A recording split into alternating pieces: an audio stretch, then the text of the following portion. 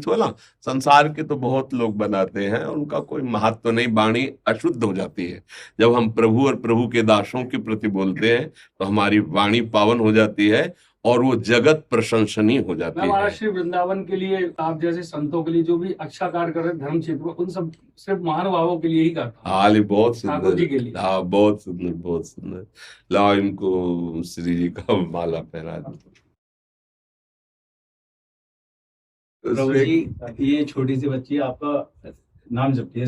कई वर्षों से महादेव जी की आराधना कर रही हूँ और उन्हें ही अपना गुरु भी मानती हूँ, किंतु शास्त्रों में आता है कि गुरु दीक्षा भी लेना अनिवार्य है। तो क्या महाराज जी मुझे दीक्षा लेनी चाहिए? तो ये तो आप अपने हृदय में देखो, लग रहा है कि मैं पूर्ण हो चुकी हूँ तो जरूरत नहीं, लग रहा है कि जरूरत है कि कोई गाइड ऐसा मिले जो शिव स्वरूप हो और शिव तक हमें पहुंचा सके। गुरु का मतलब होता है ऐसी माँ जो हमारे सारे अपराधों को क्षमा करके हमारा हाथ पिता के हाथ में दे दे, ये तेरे पिता है। सदगुरु का मतलब होता है जीव का हाथ पकड़कर ईश के समर्पित कर देना।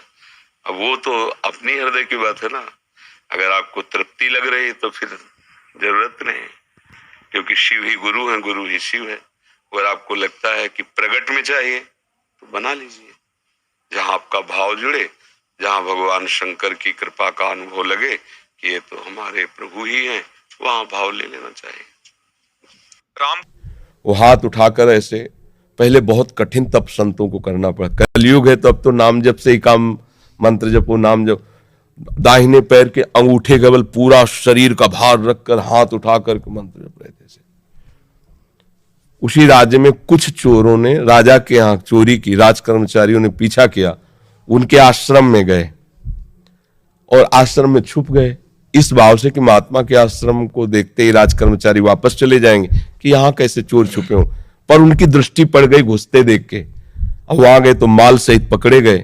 तो उन्होंने सोचा कि महात्मा ने ये नाटक कर रहा है, चोर रखता है और चोरी करवाता है। तो उसी अवस्था में मांडव ऋषि को भी ले गए और राजा के सामने पेश किया कि समस्त चोरों को पकड़ लाए तो उनका शूली की सजा दे दो। शूली की सजा बड़ी भयानक होती थी।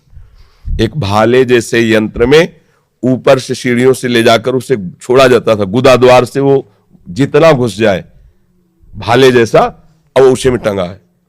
अब प्राण शक्ति जितनी उसकी हो, जितने मिनट जिए, जितने घंटे जिए, कोई कोई घंटों जी जाता था, रक्तस्राव हो रहा है, तड़प रहा है, अब वो केवल एक शूली ऐसे लंबी ऊपर से छोड़ दिया और गुदा द्वार में जितना घुस गया यहां तक, यहां, अब वो तड़प तड़प के बड़ी भयानक मृत्यु होती थी। वो महात्मा को भी ऐसे किया गया। वो तो साधारण जीव थे, सब मर गए। जो इस सूली गई गुदा द्वार से अंदर, सो चेतना जागृत हुई, लगाया पद्मासन, उसी पे बैठ गए सूली पे। अब ये तो योगी थे।